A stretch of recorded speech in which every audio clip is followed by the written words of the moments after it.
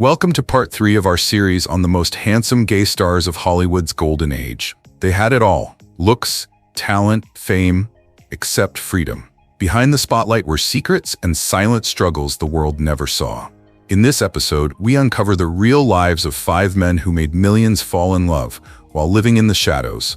Like and follow for more untold stories Hollywood tried to hide. What I'd like to know is, what happens to you in that time? Van Johnson, the golden boy with a hidden heart. To millions, Van Johnson was Hollywood's golden boy, with blonde hair, a bright smile, and the kind of charm that lit up every screen he touched. He played the all-American hero during the 1940s and 50s, winning hearts in war dramas and romantic comedies alike.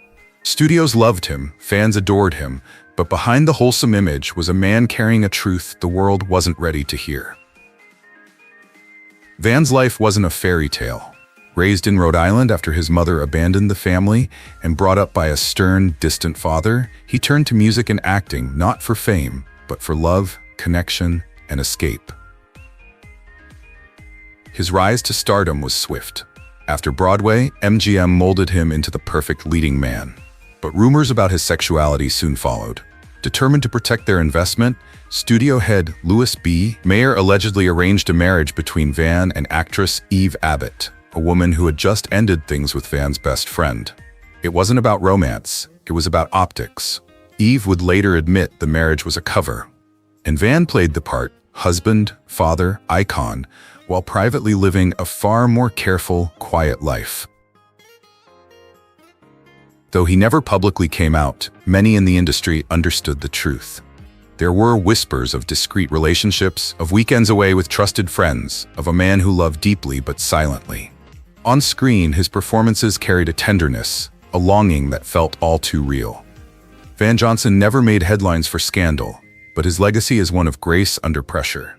He was a symbol of strength and silence, of beauty shaped by restraint. And while Van chose to protect his truth, another actor from the next generation chose to confront it head-on. That man was Brad Davis. Brad Davis. The rebel who burns too much. Brad Davis did not belong to Hollywood. He exploded into it. With wild eyes, restless energy, and a presence that made you lean in, Brad was not just acting, he was unraveling. Every performance felt lived in, raw, dangerous. In Midnight Express, he didn't portray a prisoner. He embodied a man clawing at survival, screaming against shame, begging to be seen.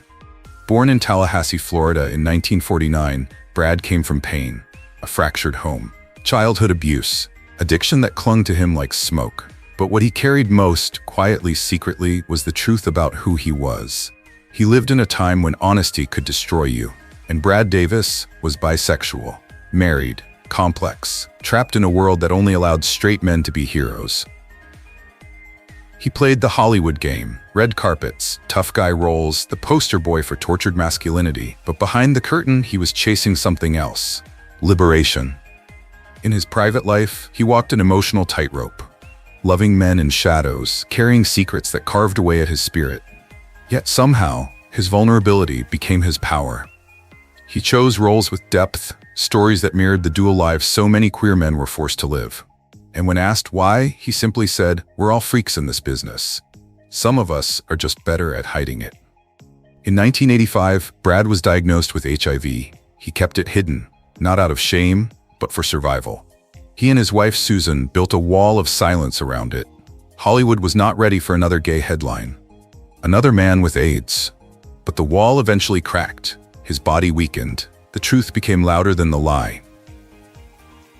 Before his death in 1991, he made one final demand: to be remembered not as a victim, but as someone who lived fully, who fought, who loved. Brad Davis did not ask for your sympathy, he asked for your courage. Because his story is not just about disease. It is not just about secrets. It is about what it costs to be honest in a world that rewards pretending. So, how many more Brad Davises have we lost to silence? And how many could we have saved if we had simply been brave enough to listen? Not every story, however, is powered by fire and defiance. Some are built on quiet loyalty, on a man who stayed in the shadows not out of fear, but to protect the people he loved most. That man was George Nader. George Nader, the quiet guardian of a Hollywood secret. He could have been a star. George Nader had it all: a strong jaw, a broad frame, and that clean-cut charm studios adored in the 1950s. He looked like a leading man. He acted like one too. He won a Golden Globe, he landed contracts, and for a brief moment, he stood on the edge of fame's golden door. But George wasn't chasing stardom. He was protecting something far more precious, a love he could never speak of. George Nader was gay. In an era when studios demanded silence and fake romances, George refused to play along. While others buried their truths in tabloid lies, George lived his as quietly and as honestly as the times allowed. He spent his life with a man named Mark Miller, a devoted partner and publicist who stood beside him through it all. But their story didn't end with survival. It became sacrifice. George was close friends with another closeted actor, Rock Hudson.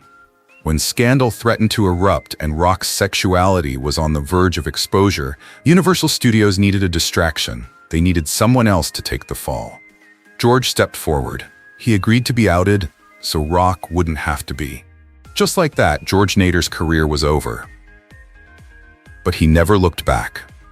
He turned to writing. He and Mark lived in quiet dignity. No bitterness, no public complaint, just two men who refused to be broken by a system built on fear. In his later years, George became a quiet symbol in the gay community. Not for coming out with fanfare, but for staying when others fled. When George passed away in 2002, his ashes were buried beside Mark's, as quietly and as lovingly as they had lived. Some Hollywood legacies are made of box office numbers and fame.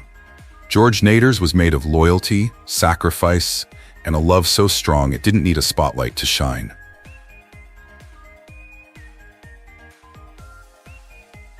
John Dall, the mystery that left without saying goodbye. He wasn't the guy you spotted across a crowded room. He was the one already halfway out the door, smirking, mysterious, and wearing a perfectly tailored suit. Hollywood didn't quite know what to do with him. He didn't flirt with fame, didn't cozy up to press junkets, and definitely didn't pose for fan magazine cheesecake. He just appeared, made you nervous, and then vanished. Born in New York City in 1920, John had all the right ingredients for stardom: wealth, Yale drama training, a chiseled face, and a jawline that could slice through a contract. But instead of playing the leading man who gets the girl, he played, well, the leading man who maybe wanted the guy. In Rope, 1948, a Hitchcock thriller inspired by real-life murderers Leopold and Loeb, Dall's performance was so smooth, so subtly suggestive, you weren't sure whether to applaud or double-check your own moral compass. And then came Gun Crazy, a film about obsession, bullets, and doomed love. Once again, Dall didn't just play the outsider, he was the outsider. The kind of man who walked into a room and made everyone feel like they'd missed something important, like a line in the script had been rewritten, and only he got the memo. Off-screen, he was even harder to read. No wife, no red carpet arm candy, no gossip column scandals, not even a good bar fight. Rumors swirled, of course. Hollywood has never met a quiet man it didn't speculate about. Was he gay? Was he private? Was he just better than all of us at minding his own business? Maybe a little of each. He made a handful of films, left a few unforgettable impressions, and then, poof, gone. No dramatic farewell tour. No tragic decline, just silence. He passed away in 1971 as quietly as he had lived, leaving behind more questions than credits. But maybe that was the point. John Dall wasn't here to be understood. He was here to remind us that not every story needs a climax. Some just need a well-timed exit and a wink on the way out. Richard Chamberlain, the leading man who hid in plain sight. He was the fantasy, the standard, the safe kind of handsome every studio wanted. Richard Chamberlain didn't just play romantic leads, he defined them.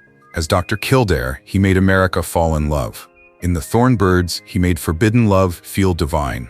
And in Shogun, he proved charm could be a quiet weapon. But the biggest performance of his life wasn't on screen. It was the one he gave when the cameras weren't rolling.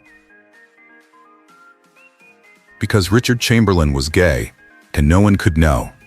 Born in Beverly Hills in 1934, he was raised in the shadow of Hollywood, and he understood early. Survival meant camouflage.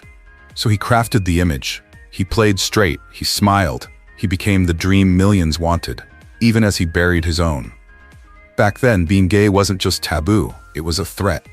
Not just to his career, but to his safety, his dignity, his right to exist publicly. For decades, he lived split in two, one man on screen, another in secret. The cost was quiet but constant. Relationships kept in the dark, joy tempered by fear, identity diluted for the sake of others' comfort. He wasn't ashamed of being gay, but he was terrified of what it would take from him. And yet, he endured. Then, in 2003, at nearly 70, he came out publicly in his memoir Shattered Love. Not with outrage or sensationalism, just clarity, grace. He spoke of the years he spent hiding, not because he hated himself, but because he loved the life he had built and feared it would all vanish if he stepped into the light. And here's the truth he gave us. Silence may protect, but it also imprisons. His story is a reminder that shame doesn't always scream. Sometimes it smiles for the camera. But when he finally spoke, he offered something powerful, the permission for others to speak too. What he hid for decades became his final quiet gift. Because by surviving long enough to name his truth, Richard Chamberlain didn't just free himself, he freed every viewer who ever whispered the same truth behind closed doors. And maybe that's the most heroic role he ever played.